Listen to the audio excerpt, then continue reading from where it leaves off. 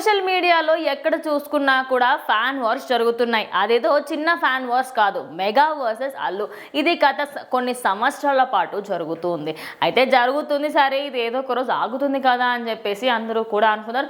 మధ్యలో ఆగింది కూడా. అది ఎన్ని రోజులు? మహా అంటే ఓ 2-3 నెలలు నార్మల్గా ఉన్నారు. కానీ దాని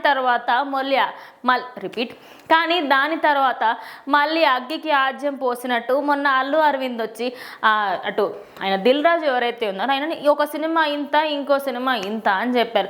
అలా చెప్పడంతో ఇక ఫ్యాన్స్ అంటే ఇండైరెక్ట్గా నువ్వు గేమ్ చేంజర్ గురించే మాట్లాడుతున్నావు కదా అని చెప్పేసి అలా ఫైట్ కాస్త ఇంకొంచెం పెంచుకున్నారనమాట.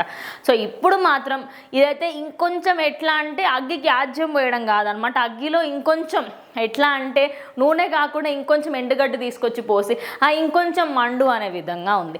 ఎందుకంటే ఇప్పుడు రామ్ చరణ్ మాత్రం ఇన్స్టాగ్రామ్లో అల్లు అర్జున్ని అన్ఫాలో చేశారు. అల్లు అర్జున్ని అన్ఫాలో చేస్తే అల్లు శిరీష్ని కూడా చేయాలి కదా, కానీ అల్లు శిరీష్ని చేయకుండా ఓన్లీ అల్లు అర్జున్ని మాత్రమే అన్ఫాలో చేశారు. ఎందుకు ఏంటి అనేది ఇప్పుడు అందరూ కూడా మాట్లాడారు. బికాస్ దానికి చాలానే రీజన్స్ ఉన్నాయి. ఫ్యాన్ వార్స్ ఒకటి, అదేవిధంగా వాళ్ళ నాన్న ఇలా మాట్లాడడం ఒకటి, సోషల్ మీడియాలో దీనికి సంబంధించి ఫ్యాన్స్ కూడా ఆయన పైన ఒత్తిడి చేస్తున్నారు. మీరు ఎందుకు ఇంకా మాట్లాడుతున్నారు, వాళ్ళ ఫ్యాన్స్ మిమ్మల్ని ఇంత తిడుతున్నారు కదా, మీరైనా ఏదో ఒకటి యాక్షన్ తీసుకోవాలి కదా. ఇంకోటి ఆయన పిఆర్ టీమ్ అనేది మరి ఎంత సంపాదిస్తున్నారో తెలియదు, కానీ చాలా అంటే చాలా నెగిటివిటీ అయితే స్ప్రెడ్ చేస్తున్నారు. మరి దానివల్ల కూడా ఎక్కడ ఒక మైనస్ పాయింట్ అయితే ఉండొచ్చు. కానీ రామ్ చరణ్ అన్ఫాలో చేయడంతో సోషల్ మీడియా అంతా కూడా అరే సడన్గా ఈయనకేమైంది. బికాజ్ సోషల్ మీడియాలో అందరికంటే తక్కువ ఎవరైనా యాక్టివ్ ఉంటారంటే అది ఖచ్చితంగా రామ్ చరణే. అమాస పుణ్యానికి ఒక పోస్ట్ వస్తుంది, ఏదైనా ఒక సినిమా వస్తుంది అంటే దానికి సంబంధించిన పోస్టర్ పెట్టి కంగ్రాచులేషన్స్, ఆల్ ద బెస్ట్ అని చెప్తూ ఉంటారు. లేకపోతే ఏదైనా పండుగలు వచ్చినప్పుడు అప్పుడు పెడుతూ ఉంటారు.